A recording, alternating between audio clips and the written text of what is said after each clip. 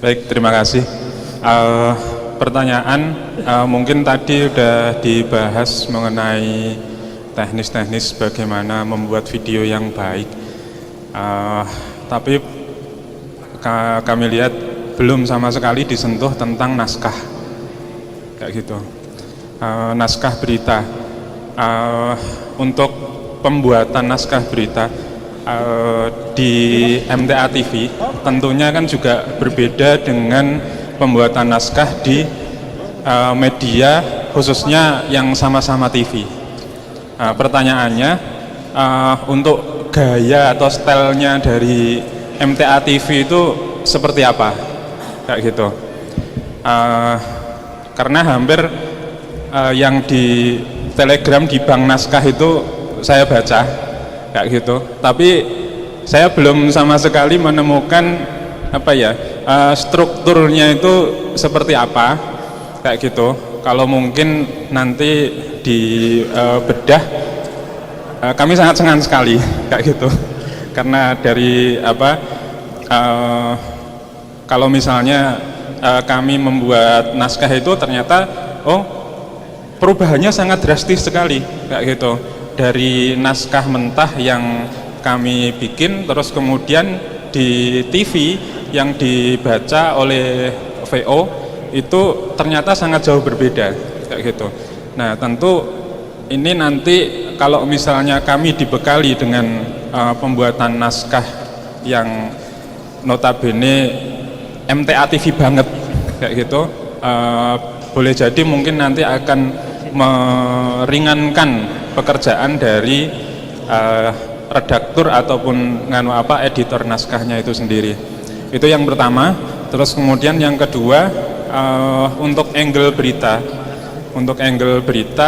itu katakanlah misalnya ada satu peristiwa seperti itu, satu peristiwa ya, sebagai contoh donor darah lah yang mungkin sudah umum di kalangan kita. Nah, itu bisa dibuat hard news dan feature, kayak gitu. Nah, kalau hard news mungkin sudah banyak ya, dengan liputan. Jujur aja kalau misalnya ada liputan donor darah tentang hard news itu saya nggak nonton, kayak gitu. Tapi kalau karena sudah terlalu sering, kayak gitu.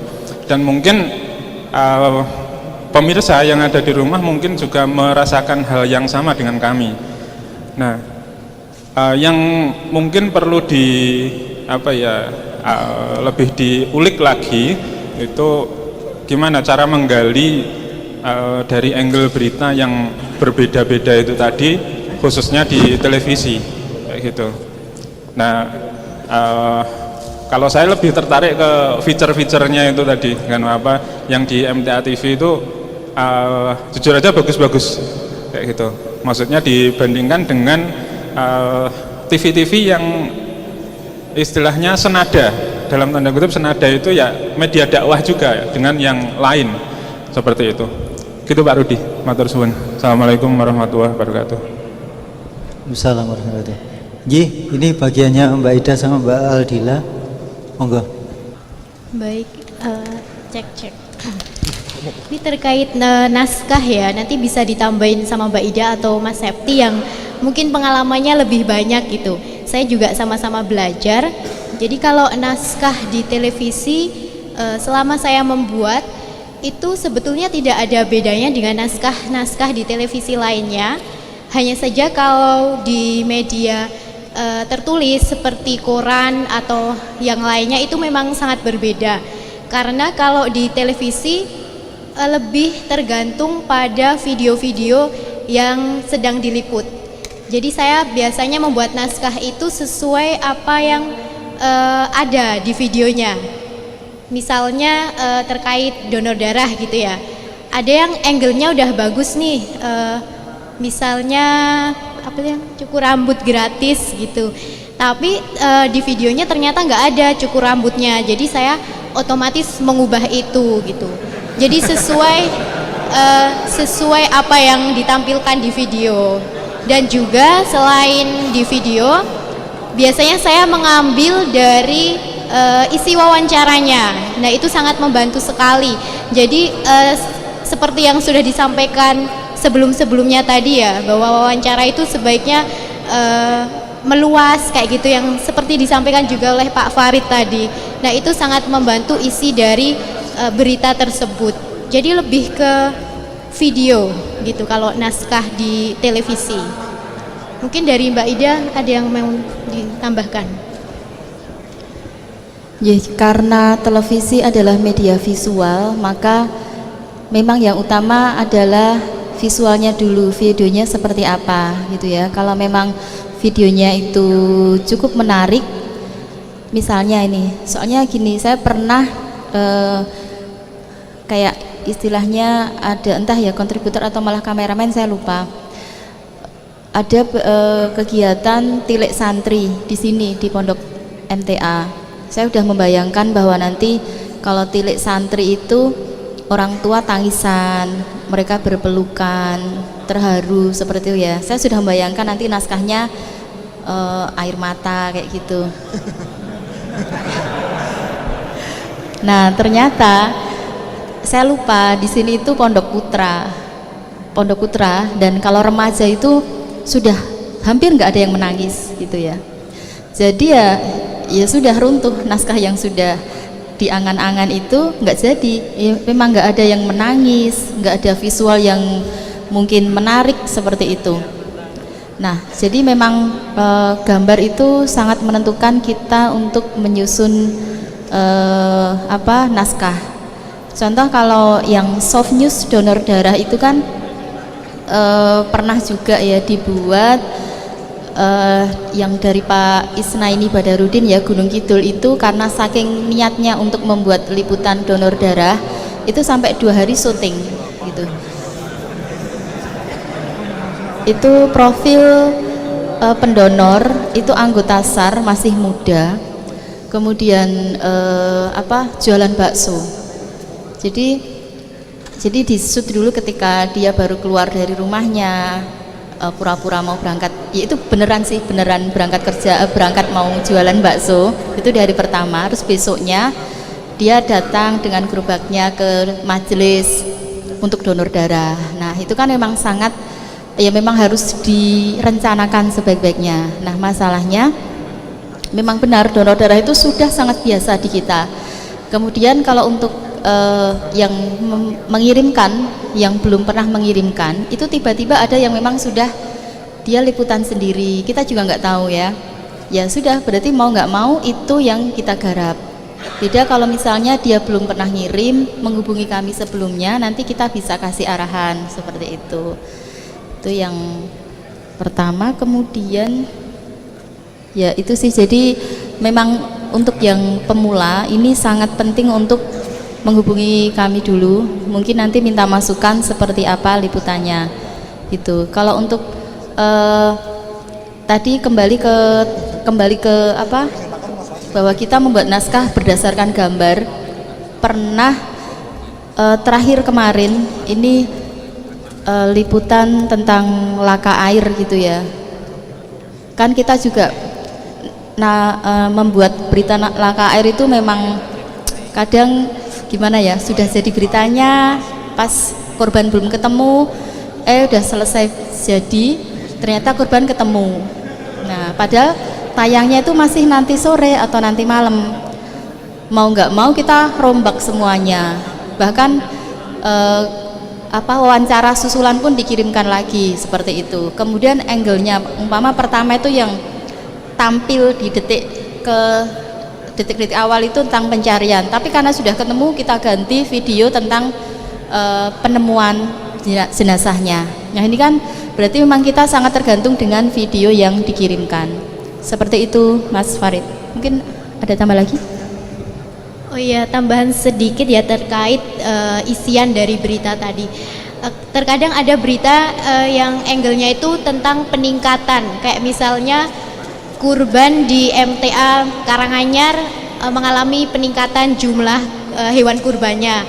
Nah, sebaiknya kalau mau angle tentang peningkatan kayak gitu, alangkah baiknya juga mewawancarai terkait sebelumnya data yang sebelumnya tuh berapa gitu loh. kok bisa dikatakan meningkat kayak gitu. Nah, dari situ kan ada datanya, jadi kita bisa membuat angle tentang bahwa kurban di sini meningkat kayak gitu.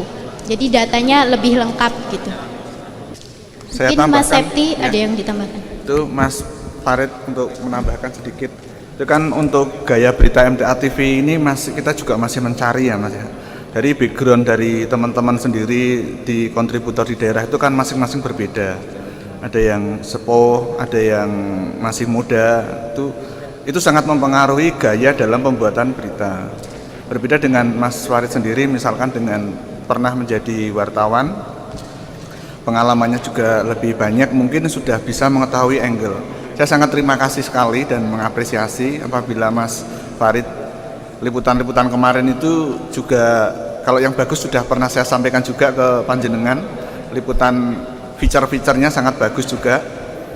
Nah, itu latar belakang dari teman-teman itu sangat berbeda ya. Jadi untuk pengambilan gambar, untuk angle-nya itu masih meraba-raba seperti itu. Kemudian jangankan untuk menulis naskah, masih banyak teman-teman kontri juga yang mengirim hanya data mentah saja. Jadi ini datanya di mana kejadian kapan gitu cuma ditulis seperti itu. Jadi redaksi sendiri yang merangkai. Jadi wawancara redaksi Mbak Aya itu kadang mendengarkan, atau Mbak Ida atau Mbak Aya mendengarkan wawancara, kemudian dicocokkan dengan gambar.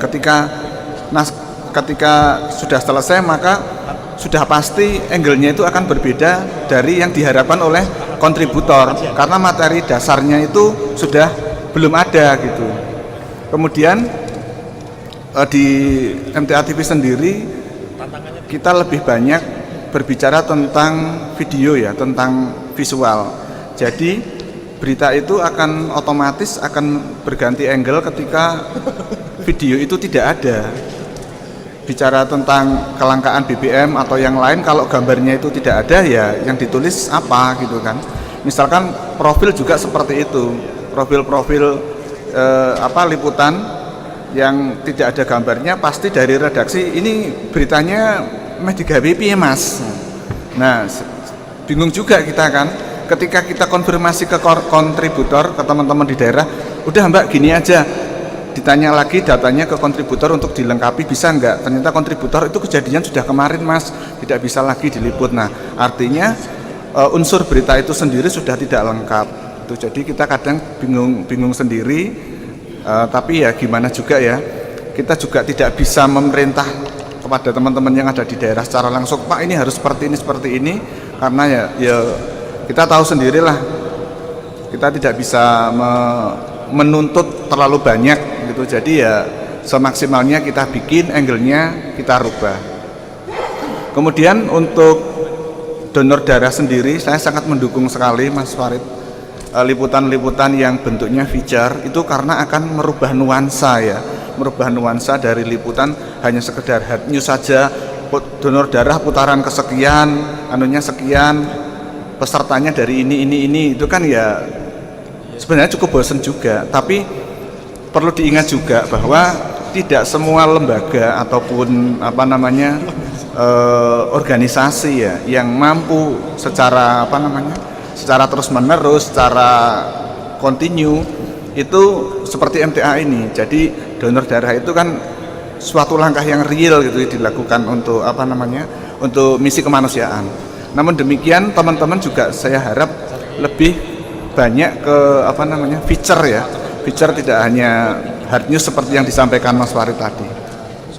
Sebenarnya dalam liputan kit berita KIT itu dari dulu awal-awalnya sudah sesuai ya. Jadi saya bagi memang KIT itu awalnya konsepnya adalah liputan terkini. Jadi liputan KIT itu terkini itu biasanya kalau teman-teman kontributor tidak bisa mengejar materi yang hard news, biasanya teman-teman yang dari organik, yang dari kantor itu bisa melakukan hard news. Misalkan dari Mas Hasan atau Mas Kabib yang ada di redaksi membuat liputan dan harus ditayangkan hari itu juga, seperti itu. Jadi dari konsep KIT itu yang pertama ada 3 berita, diantaranya yang pertama terkini, yang 2 adalah berita tentang kemajelisan. Semua aneka ragam berita tentang kemajelisan itu akan tayang di segmen yang kedua. Nah, berita kemajelisan ini bisa kita rerun lagi, kita tampilkan lagi untuk berita kilas ya Mas Raka ya. Kilas, nggih, untuk berita kilas itu mengambil dari berita tentang kemajelisan, kilas MTA. Kemudian untuk konsep sendiri untuk berita KIT itu yang ketiga adalah feature. Nah, ini sangat yang kami harapkan, feature dan iptek, ilmu pengetahuan dan teknologi. Misalkan feature itu ya misalkan nasib penjual apa gitu, kemudian UMKM yang maju di daerahnya itu yang bisa menginspirasi seperti itu. Kemudian juga iptek itu adalah penemuan-penemuan yang inspiratif ya. Jadi bisa memotivasi teman-teman yang ada di yang ada di luar sana untuk bisa misalkan meliputan tentang usaha UMKM yang maju seperti itu. Itu mungkin tambahan Mas Farid juga.